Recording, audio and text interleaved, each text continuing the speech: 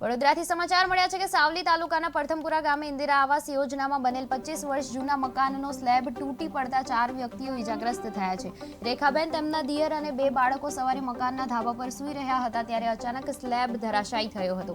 ગાડામાં દબાઈ જતા માથામાં ગંભીર ઈજાઓ પહોંચી હતી અને ગ્રામીણો અને રાહદારીઓએ દરવાજો તોડી તાત્કાલિક બચાવ કામગીરી પણ હાથ ધરી હતી।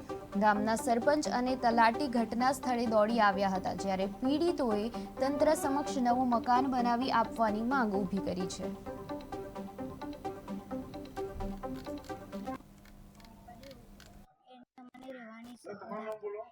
ઘરનું ધાબુ પડ્યું હતું શુક્રવાર અંદર કોણ કોણ સૂતું હતું?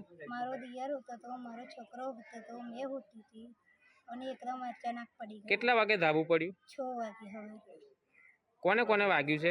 મારા છોકરા મારા દિયરને અને એક બીજા છોકરા। કઈ કઈ જગ્યાએ વાગ્યું છે?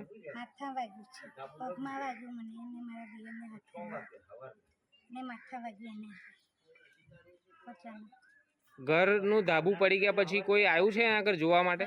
બધા આવી ગયા પડ્યા ને એવા બધા અચાનક આવી ગયા। કોઈ સરકારી